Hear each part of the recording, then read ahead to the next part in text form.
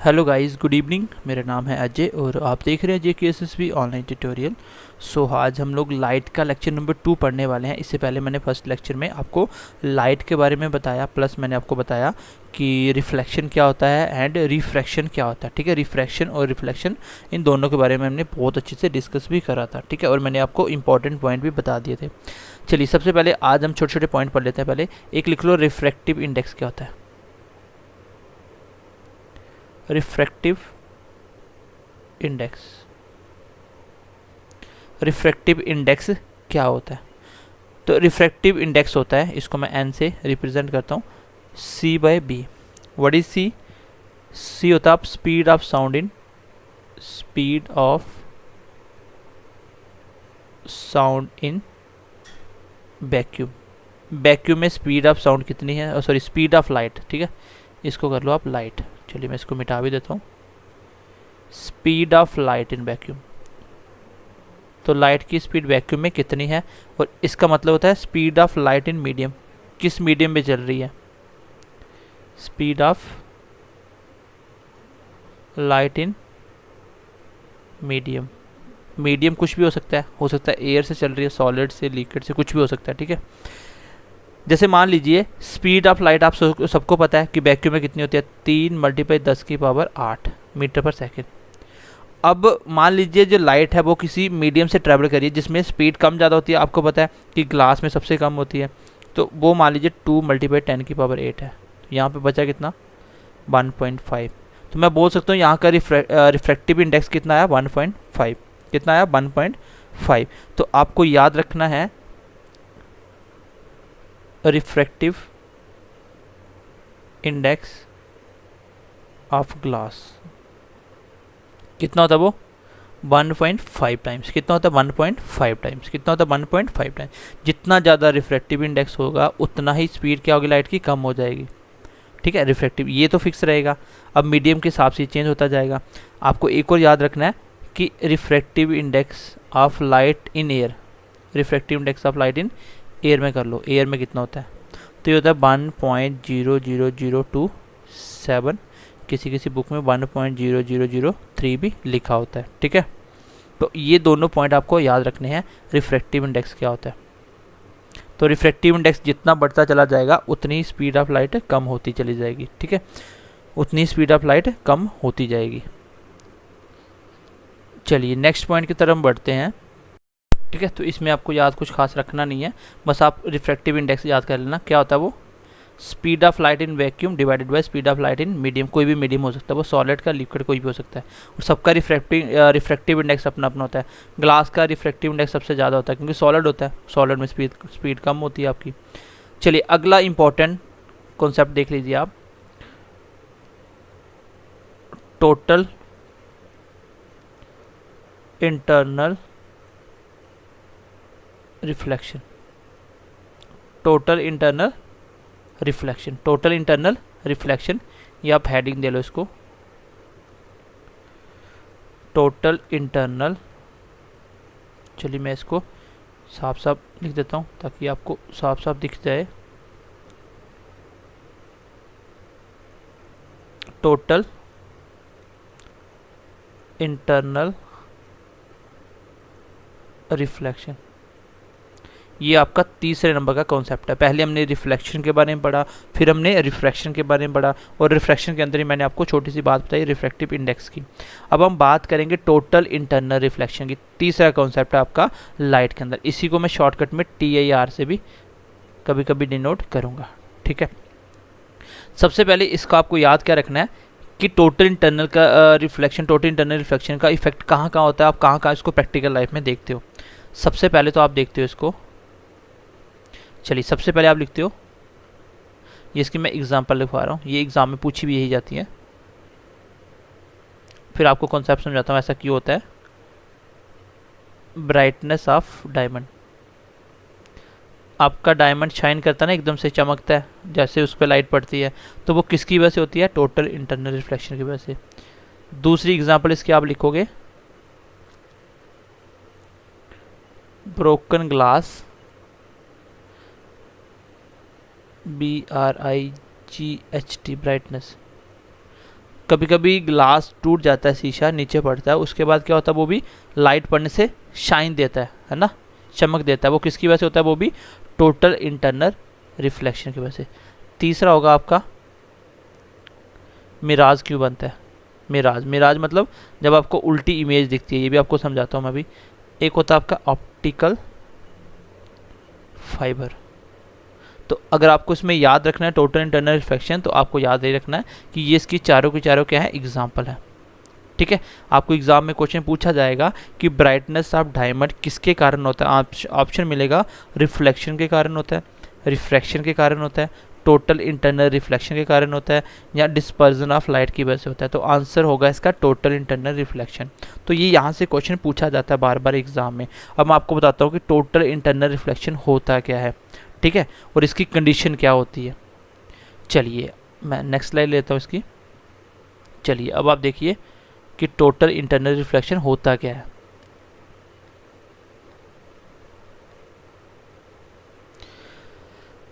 जैसे मान लीजिए ये है आपका प्लेन, ये है आपका नॉर्मल, ये है आपका नॉर्मल, ठीक है। होता क्या है, जैसे ही लाइट, मान लीजिए ये आपका डेंसर मीडियम है, ये आपका डेंसर है, ये मान लीजिए क्या है, आपका ग्लास है, और बाहर आपकी क्या है, इसके बाहर क्या आपकी एयर, ये आपका एयर है। तो टोटल इंटरनल रिफ्लेक्शन नाम से समझिए, टोटल का मतलब पूरा, इंटरनल का मतलब इनसाइड, और रिफ्लेक्शन का मतलब लाइट का टकरा के वापस चले जाना। जब लाइट किसी के अंदर जाके और अंदर ही रिफ्लेक्शन होती रहे, उसी को बोला जाता है टोटल इंटरनल रिफ्लेक्शन। इसका कॉन्सेप्ट ये होता है कि एक बार मान लीजिए यहाँ से लाइट आई, यहाँ से लाइट आई, इसको इस एंगल से रखा जाता है ताकि देखो लाइट डेंसर से रेयर जाए। डेंसर से रेयर जाए तो क्या होता है, अवे फ्रॉम द नॉर्मल, मतलब लाइट ऐसे आई तो ऐसे जानी चाहिए थी, बट ऐसे जाती नहीं है, light away from the normal bend होगी, मैंने कल आपको बताया था। अब एंगल, इस एंगल से इसको इंसिडेंट रे बनाते हैं ताकि यहाँ से टकराए, जैसे ही वो रिफ्लेक्शन होनी थी तो बेंड इतनी हो जाए कि वापिस इसी में वापिस चली जाए, और लाइट ऐसे चलना स्टार्ट कर देती है। यहाँ से आई लाइट, टकराई, वापिस चलेगी, यहाँ से टकराई, वापिस चलेगी, यहाँ से टकराई, वापिस, मतलब अंदर से बाहर नहीं आ पाती है, अंदर ही रिफ्लेक्ट होती है, बाहर नहीं आ पाती है। अगर सॉलिड में तो सॉलिड में चलती रहेगी। तो इसको बोलते हैं टोटल इंटरनल रिफ्लेक्शन होना। इसका कॉन्सेप्ट क्या होता है, सबसे पहले इसकी कंडीशन क्या होती है, कंडीशन लिखना, ये क्वेश्चन एग्जाम में पूछा जाता है। इसकी कंडीशन होती है light must travel from denser to rarer. Light क्या होने चाहिए, हमेशा डेंसर से रेयर चलनी चाहिए। क्यों, क्योंकि अगर लाइट यहाँ से बेंड नहीं होती तो वापिस यहाँ पे नहीं जाती। अब क्वेश्चन एग्जाम में पूछा जाता है कि कितनी डिग्री से इंसिडेंट रे आए कि वो टोटल इंटरनल रिफ्लेक्शन पॉसिबल है। तो इस एंगल को बोलते हैं, ये जो एंगल कितने डिग्री प्लेन के साथ आए, इस एंगल को बोलते हैं क्रिटिकल एंगल। और क्रिटिकल एंगल कितना होना चाहिए, आपका क्रिटिकल एंगल होना चाहिए, क्रिटिकल एंगल आपका कितना होना चाहिए, वो होना चाहिए 24.4 डिग्री। ठीक है, 24.4 होगा तो ये 90 डिग्री पे क्या हो जाएगा, रिफ्लेक्शन हो जाएगी। इसको बोलते हैं क्रिटिकल एंगल। क्या बोलते हैं इसको, क्रिटिकल एंगल। ठीक है, इसी को मैं बोल सकता हूं if incident angle more than 24.4 degree then light travel in same medium. तो लाइट क्या करेगी, सेम मीडियम में ट्रेवल करेगी। ठीक है, तो यहाँ पे इंसिडेंट एंगल होना चाहिए, यहाँ पे नोट कर लेना, ये जो इंसिडेंट एंगल ये वाला बोल रहा था, ये कितना होना चाहिए, 24.4 डिग्री से ग्रेटर होना चाहिए, ग्रेटर होना चाहिए 24.4 डिग्री से। ठीक है, ग्रेटर देन 24.4 डिग्री, इस एंगल को बोलते हैं। अगर ये एंगल 24.4 से ज़्यादा हुआ है इंसिडेंट एंगल, तो क्या होगा, हमेशा रिफ्लेक्शन हो जाएगी। कंडीशन ये है कि लाइट कहाँ से कहाँ ट्रैवल करनी चाहिए। इसके मैं पॉइंट बता भी देता हूँ आपको। पॉइंट क्या याद रखना है, टोटल इंटरनल रिफ्लेक्शन होने के लिए एक कंडीशन का होना मस्ट है, वो क्या है कि light must be travel from denser to rarer. Light हमेशा डेंसर से रेयर चलनी चाहिए, तब भी टोटल इंटरनल रिफ्लेक्शन होगा, अदरवाइज नहीं होगा। ये पहली कंडीशन। दूसरी, एंगल, जिस एंगल से इंसिडेंट लाइट किस एंगल से ज़्यादा हो, किस एंगल से ज़्यादा हो इंसिडेंट एंगल कि आपका रिफ्लेक्शन हो जाए, तो आंसर होगा 24.4 डिग्री से ज़्यादा होगा। और इस एंगल को बोलते हैं क्रिटिकल एंगल। कौन सा बोलते हैं? Critical angle. ये मैंने आपको समझा दी, ये दो बातें इंपॉर्टेंट है। टोटल इंटरनल रिफ्लेक्शन क्या होता है? जब लाइट किसी मीडियम में टकरा के वापिस पूरी पूरी लाइट उसी मीडियम में घूमती रहे। अब मैं आपको बताता हूँ कि कैसे कैसे आपकी एग्जाम्पल काम करती है। चलिए, डायमंड कैसे काम करता है। मान लीजिए ये आपका डायमंड है, तो ऐसे कटिंग की जाती है डायमंड की, है ना। तो होता क्या, जैसे लाइट एक बार अंदर घुस गई तो यहाँ से आएगी, टकराएगी, यहाँ जाएगी, यहाँ से टकरा के यहाँ जाएगी, तो ऐसे रिफ्लेक्शन होती रहेगी अंदर ही, और बाद में पूरी घूम के फिर बाहर जाएगी लाइट। तो इस प्रकार इसकी कटिंग की जाती है। तो लाइट क्या हो रहा है, इसके अंदर ही क्या कर रही है, रिफ्लेक्ट कर रही है। टोटल पूरी लाइट इसके अंदर रिफ्लेक्शन हो रही है। और ये ग्लास होता है, डायमंड एक ग्लास होता है, और सॉलिड है और बाहर एयर है, तो मतलब डेंसर से रेयर ट्रैवल करने के लिए क्या हो रहा है, हमेशा टोटल इंटरनल रिफ्लेक्शन हो जाएगा। और इसको इस प्रकार से एंगल से काटा जाता है कि टोटल इंटरनल रिफ्लेक्शन हो, इसलिए डायमंड आपका क्या करता है, शाइन करता है। आई होप यहाँ पे बात समझ आई होगी। अब ऑप्टिकल फाइबर मैंने बताया वो कैसे काम करता है। ऑप्टिकल फाइबर मैंने आपको एग्जांपल दी। ऑप्टिकल फाइबर क्या होती है, जो इंटरनेट वगैरह के लिए तारें होती हैं, जो नीचे वायर लगाई जाती हैं, उस वायर को इस तरीके से डिज़ाइन किया जाता है। बाहर होती है आपकी प्लास्टिक की कवर, बीच में एक सॉलिड का बनाया जाता है। जैसे इसमें इलेक्ट्रिकल सिग्नल आता है, तो इलेक्ट्रिकल सिग्नल इस प्रकार आता है, और इस प्रकार डिज़ाइन किया जाता है इसको कि अंदर क्या हो, टोटल इंटरनल रिफ्लेक्शन। इस तरह से आपका सिग्नल ट्रैवल करता जाता है। इसमें अगर आपको लंबी दूरी तक सिग्नल को ले जाना हो तो आपको ऑप्टिकल फाइबर यूज़ करनी पड़ेगी।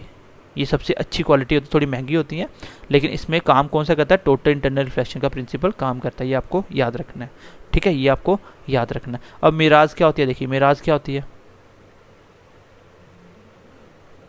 कभी कभी आपने ये चीज़ प्रैक्टिकली नोटिस की होगी, आप सड़क पे चलते हो तो सामने दूर तक देखते हो, तो गर्मियों के दिन में, स्पेशली गर्मियों के दिन में, आपको ऐसा लगता है कि सड़क पे पानी पड़ा हुआ है, लेकिन जब पास आते हो तो पानी नहीं होता है। वो क्या होता है आपका, वो मिराज बनती है, जिसकी वजह से क्या होता है, आपको ऐसा लगता है कि नीचे पानी है, ऊपर कोई भी चीज़ है उसकी परछाई नीचे दिख रही है।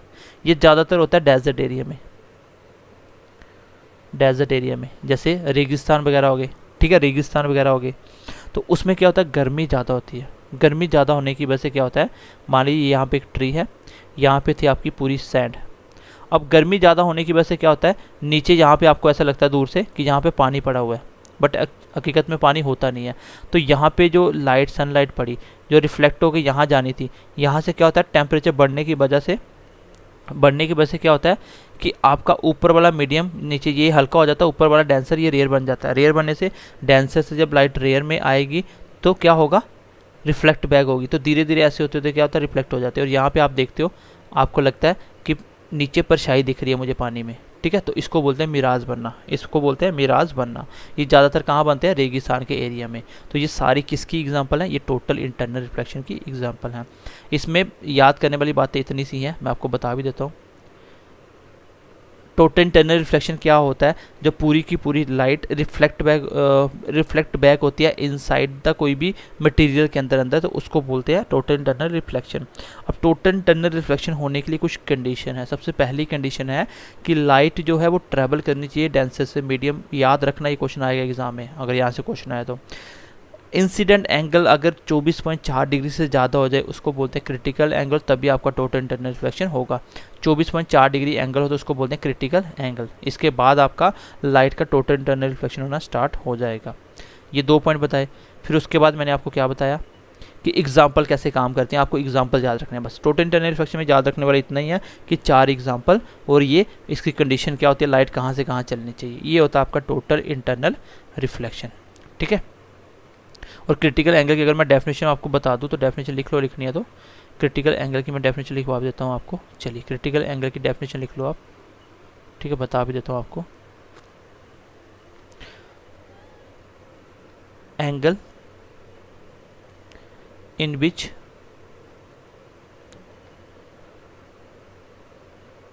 Angle of reflection is 90 degree. ऐसा एंगल, इंसिडेंट का ऐसा एंगल जिसके ऊपर जो लाइट रिफ्लेक्ट हो रही है वो कितनी डिग्री से हो जाए, 90 डिग्री, उस एंगल को बोलते हैं क्रिटिकल एंगल। और वो कितना होता है, 24.4 डिग्री पे लाइट 90 डिग्री रिफ्लेक्ट हो जाती है, ठीक है। चलिए, ये कॉन्सेप्ट हमारा खत्म हो गया टोटल इंटरनल रिफ्लेक्शन का। अब नेक्स्ट कॉन्सेप्ट देखते हैं। चलिए, I hope total internal reflection का आपको पॉइंट समझ आ गया होगा। उसमें याद रखने वाली 4 ही बातें हैं, एक एग्जांपल और क्रिटिकल एंगल क्या होता है, और लाइट कहाँ से कहाँ ट्रैवल करनी चाहिए। टोटल इंटरनल रिफ्लेक्शन खत्म हो गया। कोई भी एग्जाम में क्वेश्चन देखो यहाँ से बन जाएगा। आगे लिखिए dispersion of light. Dispersion of light क्या होता है, ये कॉन्सेप्ट हमें किसने दिया था, ये हमें दिया था अपने महान न्यूटन चाचा जी ने, न्यूटन, ठीक है, न्यूटन ने दिया था, न्यूटन चाचा ने ये कॉन्सेप्ट दिया था, ठीक है। इसने क्या बोला था कि जो सनलाइट है वो क्या होती है, वाइट लाइट होती है। इसने एक्सपेरिमेंट किया, क्या, एक प्रिज्म लिया। प्रिज्म आपने देखा होगा, एक शीशे का ग्लास होता है ट्रायंगल शेप का। एक क्या लिया, प्रिज्म लिया, उसमें से क्या किया, वाइट लाइट पास करी। ये सनलाइट आ रही है, ये आपकी वाइट लाइट, वाइट लाइट को पास किया। जैसे ही लाइट प्रिज्म में घुसी तो आगे जो देखने वाला नज़ारा था वो चेंज हो गया पूरा। उसने एक चीज़ नोटिस करी कि लाइट 7 अलग अलग कलर में फैल गई है। लाइट क्या हुई, 7 डिफरेंट कलर में फैल गई है। और उसने देखा कि नीचे सबसे कौन सा कलर आया, वायलेट। मतलब ये लाइट क्या हुई, इसमें जाने के बाद बेंड होगी। कुछ लाइट बेंड होगी, कुछ सीधी सीधी निकल गई, कुछ कम बेंड हुई। बेंड सारी हुई है लेकिन कम हुई है। आपको पता है कि जब लाइट एयर से सॉलिड में आएगी तो स्पीड कम होगी। क्यों, क्योंकि सॉलिड के अंदर स्पीड कम होती है। लाइट की स्पीड सबसे कम किस में होती है, सॉलिड में होती है, सबसे ज़्यादा वैक्यूम में होती है। अब एयर से सॉलिड में घुसी तो लाइट की स्पीड कम हुई। और ऐसे समझ लो जैसे आप क्रिकेट खेलते हो, मान लीजिए बॉल की आपने बॉल फेंकी, स्पीड अच्छी खासी थी तो बॉल आगे चलती जाएगी। जैसे ही बॉल की स्पीड कम हुई तो जैसे ही क्रिकेट बॉल की स्पीड कम हुई तो आगे ना जाके धीरे धीरे गिरना स्टार्ट हो जाएगी, है ना, ऐसे होगा, और धीरे धीरे नीचे गिर जाएगी। तो क्या वो स्पीड कम होने से वो गिरना स्टार्ट, वैसे ही यहाँ पे होता है। क्योंकि वेवलेंथ कम ज़्यादा होने, वेवलेंथ कम होगी तो यहाँ पे लाइट बेंड ज़्यादा होगी। यहाँ से एग्जाम में क्वेश्चन ये पूछा जाता है, when white light passes through prism, then which color of light bending more। Question ये पूछा जाता है कि अगर एक वाइट लाइट को आप प्रिज्म में से पास करोगे तो कौन सी लाइट सबसे ज़्यादा बेंड होगी। तो आंसर इसका क्या होगा, इसका आंसर होगा वायलेट कलर। क्यों, ड्यू टू लेस वेवलेंथ, क्योंकि इसकी वेवलेंथ सबसे कम होती है। मेरा वेव का पहला चैप्टर देखना, मैंने बताया था इसकी फ्रिक्वेंसी सबसे हाई होती है लेकिन क्या सबसे कम होती है, इसकी वेवलेंथ सबसे कम होती है। आपको बोला जाएगा क्वेश्चन एग्जाम में, ये भी क्वेश्चन पूछेगा, क्वेश्चन नंबर 2 आएगा, विच कलर बेंड या bending more when white light passes through prism. अगर प्रिज्म से पास करोगे कौन सा कलर है सबसे ज़्यादा बेंड होगा, तो उसका आंसर क्या होगा, इस क्वेश्चन का आंसर होगा रेड। क्यों, due to more wavelength, due to more wavelength, ठीक है। अब जिसकी वेवलेंथ जितनी ज़्यादा होगी वो कलर उतना कम बेंड होगा, इसका मतलब वो दूर तक सीधा चला जाएगा। तो यहाँ से ऑप्शन दे सकता है, बीच में से 4 कलर दे देगा, बोलेगा बताइए सबसे ज़्यादा बेंड कौन सा हुआ। तो आप देखना जिसकी वेवलेंथ सबसे ज़्यादा होगी वो कम बेंड होगा, जिसकी वेवलेंथ सबसे कम होगी वो ज़्यादा बेंड होगा। तो एग्जाम में क्वेश्चन ये 2 मैंने बताया यहाँ से आता है, और कोई भी कलर पूछ सकता है बताइए इन चारों में कौन सा कलर सबसे ज़्यादा बेंड होगा। तो आपको देख लेना है, आपको नीचे से पूरा लिखना, बिब गोयर नीचे से लिखना है, और देख लेना कि सबसे ज़्यादा ऊपर कौन आता है वो कम बेंड होगा, ठीक है। चलिए इसके साथ साथ यहाँ से कुछ और भी क्वेश्चन बनते हैं। बाय ट्रॉफिक सिग्नल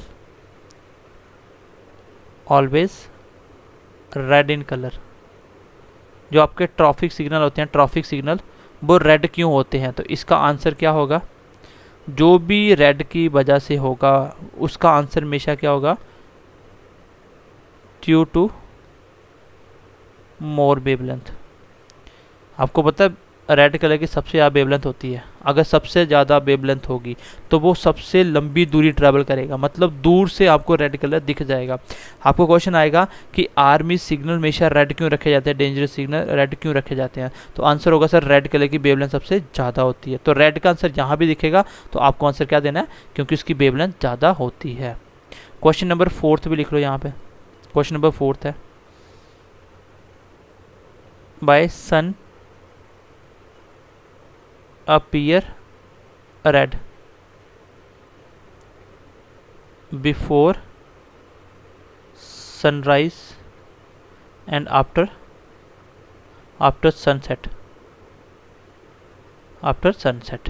तो आंसर क्या होगा, आंसर भी ये होगा कि आपका सन शाम के समय, ठीक है, सनराइज होने से कुछ टाइम पहले, जैसे थोड़ा राइज होता है ना, थोड़ा सा निकलता है तब, ठीक है। बाय सन अपीयर्स, लिख लो ऐसे, रेड ड्यूरिंग मॉर्निंग एंड, चलो मैं इसको क्वेश्चन को एक बार करेक्शन कर देता हूँ।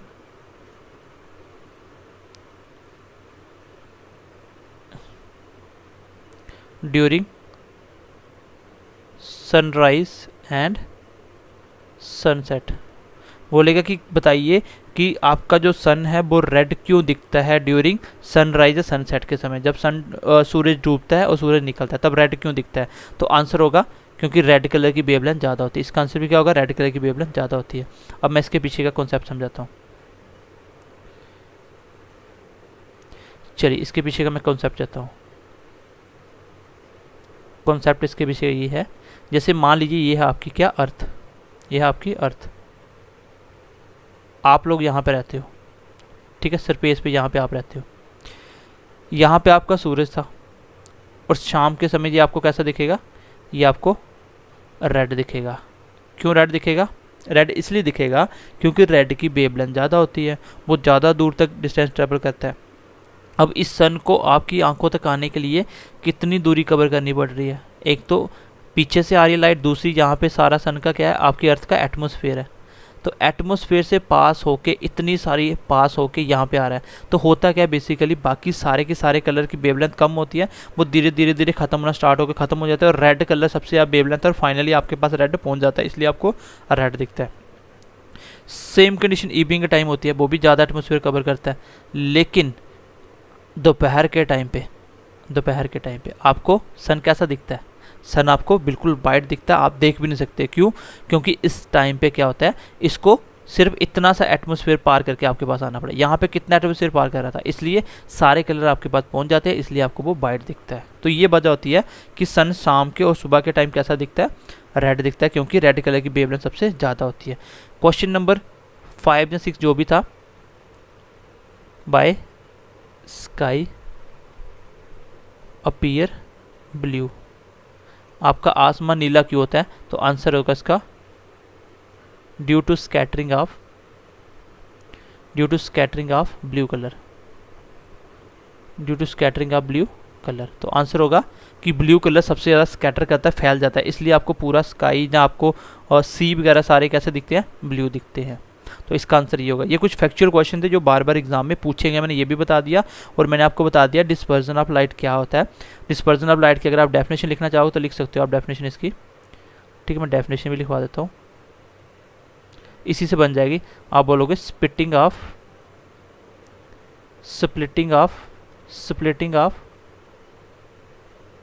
Bite light in 7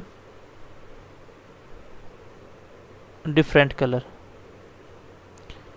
splitting of bite light, splitting का मतलब होता है टूट जाना। जब बाइट लाइट 7 डिफरेंट कलर में टूट जाती है उसको बोला जाता है डिस्पर्जन ऑफ लाइट। जब प्रिज्म से लाइट पास होगी तो 7 डिफरेंट कलर में टूट जाएगा, वो कलर क्या है मैंने आपको बता दिए, तो इसको बोलते हैं स्प्लिटिंग ऑफ लाइट को डिस्पर्जन ऑफ लाइट। और मैंने कुछ 5-6 आपको क्वेश्चन भी बताए। आई होप यहाँ तक आपको मेरी बात बहुत अच्छे से समझ आ गई होगी। तो डिस्पर्जन ऑफ लाइट में आपको इतना ही याद रखना है कि सबसे ज़्यादा बैंड कौन सा होता है, सबसे कम बैंड कौन सा होता है। बीच में कलर उठा के दे दे तो भी आपको पता चल जाएगा, जो नीचे वो सबसे ज़्यादा बैंड हो रहा है, जो ऊपर है सबसे कम हो रहा है। अगर मान लो ऑप्शन में ऑरेंज नहीं दिया आपको, रेड नहीं दिया तो आंसर ऑरेंज हो जाएगा, रेड और ऑरेंज नहीं दिया तो आंसर येलो हो जाएगा। तो इस तरह से आप आंसर मार्क कर सकते हो, ठीक है। सबसे कम बैंड होता है आर रेड, क्यों? क्योंकि इसकी वेवलेंथ सबसे ज़्यादा होती है, क्योंकि इसकी स्पीड भी सबसे ज़्यादा होती है, ठीक है। सिग्नल रेड क्यों रखे जाते हैं? सर इसकी वेवलेंथ सबसे ज़्यादा होती है। जिसका भी आंसर रेड है वो यही वजह होती है, क्योंकि रेड की वेवलेंथ सबसे ज़्यादा होती है। ये इस क्वेश्चन का हमेशा आंसर होता है, ठीक है। चलिए थोड़ा सा आगे बढ़ते हैं। नेक्स्ट एक छोटा सा पॉइंट बता के मैं क्लास को ख़त्म करता हूँ, फिर कल हम लोग कन्वेक्स और कनकेव मिरर पढ़ेंगे, ठीक है।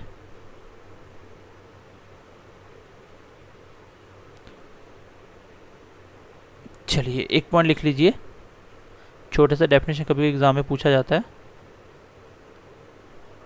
बैंड ऑफ 7 कलर, 7 कलर के बैंड को क्या बोलते हैं? इसको बोलते हैं स्पेक्ट्रम। जो 7 कलर मिक्स होते हैं उसको क्या बोलते हैं? स्पेक्ट्रम। क्या बोलते हैं? स्पेक्ट्रम, ठीक है। अगर एक बार आप प्रिज्म से पास करोगे लाइट तो 7 कलर में बंट जाएगी लाइट। अगर उसी 7 कलर को प्रिज्म को उल्टा करके रखोगे तो लाइट फिर एक कलर में सेम हो जाएगी, ठीक है। इसमें आपको पीछे वाली क्लास में मैंने आपको रिफ्लेक्टिव इंडेक्स भी बताए थे। मैंने आपको बताया था कि एयर का रिफ्लेक्टिव इंडेक्स कितना होता है? 1.00027, या इसी को बोलते हैं 1.0003।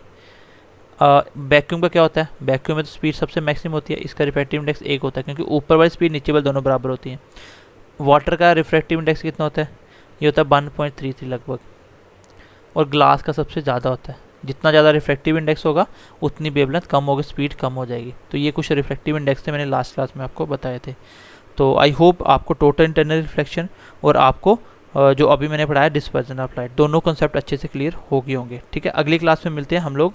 अभी कॉनकेव मिरर और इंटरफेरेंस ऑफ लाइट और कन्वेक्स मिरर, इन सब के बारे में पढ़ेंगे। इसका भी कॉन्सेप्ट बहुत अच्छे से क्लियर हो जाएगा, ठीक है। तो क्वेश्चन में इससे क्वेश्चन जो आता है मैंने आपको बता दिया। टोटल इंटरनल रिफ्लेक्शन में क्या पूछा जाएगा मैंने आपको वो भी बता दिया। तो चलिए मिलते हैं अगली क्लास में। ध्यान रखिए अपना, तब तक bye bye, take care and God bless you.